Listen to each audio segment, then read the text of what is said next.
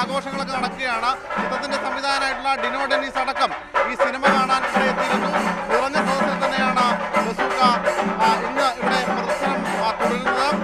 Gaming സംബന്ധമായിട്ടുള്ള കാര്യങ്ങളാണ് പ്രധാനമായിട്ടും പങ്കുവെക്കുന്നതെന്നാണ് പ്രേക്ഷകരടക്കം വ്യക്തമാക്കുന്നത്.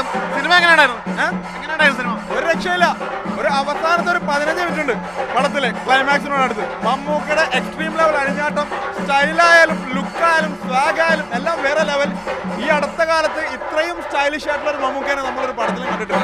വേണമെങ്കിൽ ബിലാലിന് മുമ്പുള്ള ഒരു സാമ്പിൾ വെടിക്കലായിട്ട് നമുക്ക് വേണമെങ്കിൽ കാണാം. മമ്മൂക്കയുടെ ഒരു വ്യത്യസ്തമായ രീതിയിലുള്ള പെർഫോമൻസ് ആയിരുന്നു.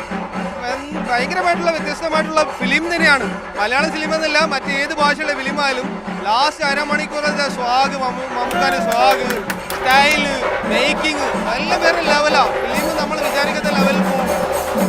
തീർച്ചയായിട്ടും പ്രേക്ഷകരെല്ലാവരും തന്നെ ഏറ്റെടുത്ത് വന്നതാണ്. എങ്ങനെയുണ്ടായിരുന്നു സിനിമ? പൊതുവെ സിനിമ അടിപൊളിയല്ലേ? മമ്മൂക്ക താരത്തിലുണ്ട്. ഇതൊരു നല്ല സസ്പെൻസ് പടമാണ്. അപ്പം വലിയ ഹിറ്റായി മാറട്ടെ. ഇതിൻ്റെ സെക്കൻഡ് പാർട്ട് നമ്മൾ വളരെ കാത്തിരിക്കുന്നു. പടം കൊള്ളാം, കുഴപ്പമില്ല, നല്ല പടമാണ്.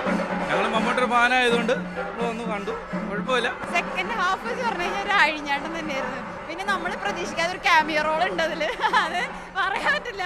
പ്രേക്ഷകരെല്ലാവരും ആ സിനിമ ഏറ്റെടുത്തു എന്ന് തന്നെയാണ് മനസ്സിലാക്കാൻ കഴിയുന്നത്. ആ രീതിയിലുള്ള പ്രതികരണങ്ങളൊക്കെ തന്നെയാണ്. എങ്ങനെയുണ്ട് സിനിമ? എങ്ങനെയുണ്ട്? അടിപൊളിയായിട്ടായിരുന്നു. ബസൂക്ക സൂപ്പറാണ് സിനിമ. നല്ല കുറേ സർപ്രൈസ് എലമെന്റ്സ് ഒക്കെ ഉണ്ട് സിനിമയിൽ. പിന്നെ ഗെയിമിംഗ് ബേസ്ഡ് ആയിട്ടുള്ള സിനിമയാണ്, അധികം പറയാൻ പാടില്ല. അപ്പോൾ എല്ലാവരും തിയേറ്ററിൽ തന്നെ പോയി കാണുക. തീർച്ചയായിട്ടും സിനിമയെക്കുറിച്ച് സിനിമയുടെ അഭിനേതാക്കൾ തന്നെ ഏറെ ആകാംക്ഷയോട് തന്നെയാണ് പങ്കുവെക്കുന്നത്. സംവിധായകനും പറഞ്ഞത് എനിക്കും ഒരുപാട് ഇഷ്ടമായി. നിങ്ങൾ പ്രേക്ഷകരോട് ചോദിക്കുമെന്നതാണ്. ഞാൻ ഹാപ്പിയാണ്, പടം കാണും. എന്നിട്ട് എക്സൻ സ്വാമി അടക്കമുള്ളവർ ഈ സിനിമ കാണാൻ എത്തി അതിൻ്റെ പ്രതികരണങ്ങളടക്കം പങ്കുവെക്കുകയും ചെയ്തു. എനിക്കിഷ്ടമായി. ഒരു ഗെയിമിംഗ് ത്രില്ലിംഗ്